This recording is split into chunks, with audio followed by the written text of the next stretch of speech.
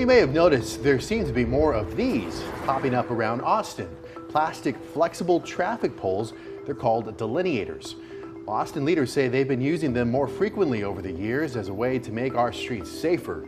But some people in Northwest Hills argue they are not needed and they're even dangerous in their neighborhood. While they fight to try to get them removed, KXAN investigator Mike Rush finds out how many there are in Austin, how much they cost, and how it's decided where they go.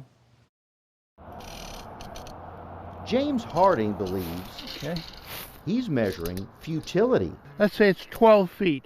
That's 12 feet that got taken away from the people. He's talking about these in and at the border of the bike and pedestrian lane on this stretch of Greystone Drive in Northwest Hills. Harding and his neighbor Bennett Brook have many ways to describe them. The city put up these poles. I call them poles. They call them delineators. It's architectural trivia. It's definitely a black eye. It's the circus comes to town. Throughout August and September, the city installed 28 speed cushions and 32 delineators near the cushions at several spots along Greystone.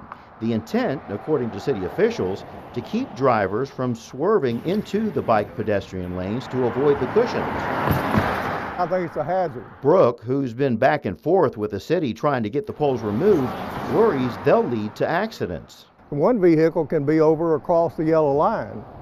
So the vehicle coming the opposite direction needs to move over. Well, with the poles there, you have no room at all to move over without hitting the poles. He also says they take up street parking, make it difficult for people to back out of their driveways, and are ugly. No, they're not attractive. There's nothing attractive about them. They can be very effective. This is Laura Deerenfield, a division manager with Austin's Transportation and Public Works Department. The city started using delineators about a decade ago, she says, because they're less expensive and intrusive and a quicker fix than other options. A mile of protected bike lane in concrete would cost you, 10 times as much as that, perhaps. According to city records, there are roughly more than 19,000 delineators covering around 155 miles of Austin streets at a cost of almost $3 million. Deerenfield says the devices are used near speed cushions like on Greystone, but also pedestrian crossings, intersections, and most, she says, are used on bike lanes.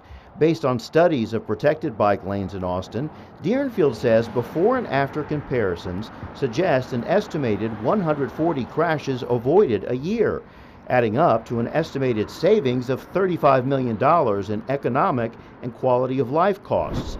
Deerenfield says the city evaluates streets on an ongoing basis to determine where the delineators are needed. And the city says someone from the neighborhood requested a speed study be done on Greystone.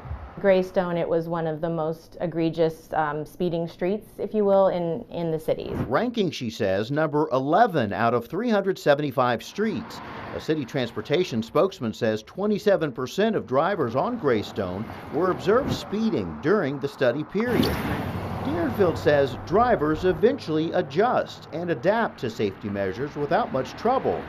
But as far as these neighbors adjusting, 44 inches. Don't count on it. They're just totally useless, and all they are just ugly and get in the way. Mike Rush, KXAN investigates. And Deerenfield says sometimes the overall safety needs of the community outweigh individual concerns on a project, although she says feedback from the community is needed and taken into account. And she says, like other projects, the city will do another study at Greystone in about a year and a half, allowing time for a variety of drivers to get used to the measure.